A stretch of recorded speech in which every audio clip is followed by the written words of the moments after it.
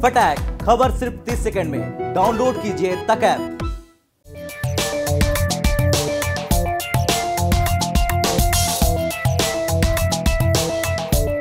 अमेरिकी नौसेना के सबसे शक्तिशाली हथियारों में से एक यूएसएस नेवेदा पनडुब्बी पिछले हफ्ते आखिरकार गुआम द्वीप के एक दुर्लभ बंदरगाह पर अचानक से पहुंच जाती है।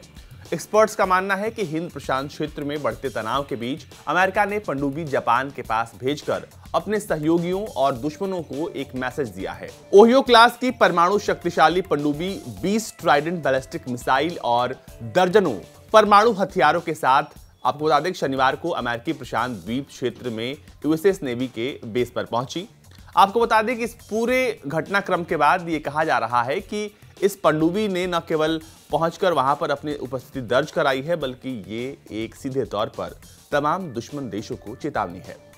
इस सबमरीन को बूमर भी कहते हैं। ये बैलिस्टिक मिसाइल पनडुब्बी साल 2016 के बाद से गुआम की पहली बार यात्रा पर है। 1980 के बाद ये इस पनडुब्बी की सिर्फ दूसरी घोषित यात्रा है। अमेरिकी नौसेना ने एक बयान में कहा है कि बंदरगाह की यात्रा अमेरिका और क्षेत्र में सहयोगियों के बीच आपसी सहयोग को मजबूत करती है।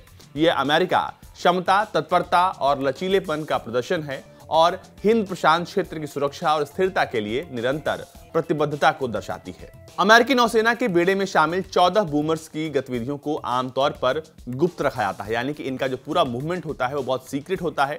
और परमाणु ऊर्जा का मतलब है कि ये पनडुब्बी एक बार महीने तक पानी के अंदर रह सकती हैं, यानी कि न्यूक्लियर वाली सबमरीन्स हैं जो कि महीने भर पानी के भीतर रहकर दुश्मन का पता लगा सकती हैं, उनके बारे में जानकारी इकट्ठी कर सकती हैं।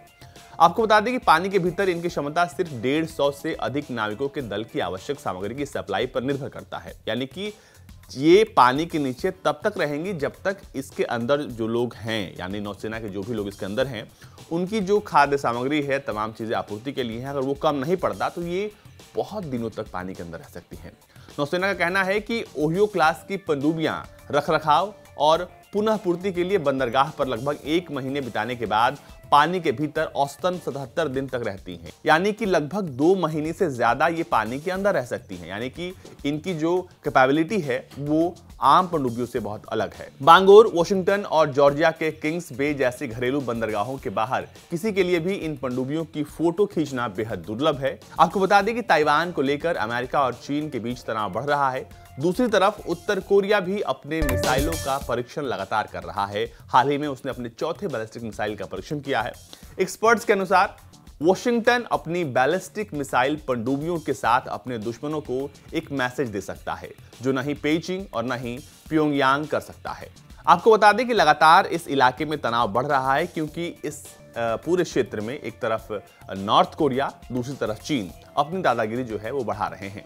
एक पूर्व अमेरिकी नौसेना सबमरीन कैप्टन और अब एक नए अमेरिकी सुरक्षा केंद्र के विश्लेषक थॉमस शुगर्ट ने कहा है कि ये एक संदेश देता है कि हम आपके दरवाजे पर करीब 100 परमाणु हथियार तैनात कर सकते हैं और आपको पता भी नहीं चलेगा, और या आप इसके बारे में बहुत कुछ कर भी नहीं पाएंगे।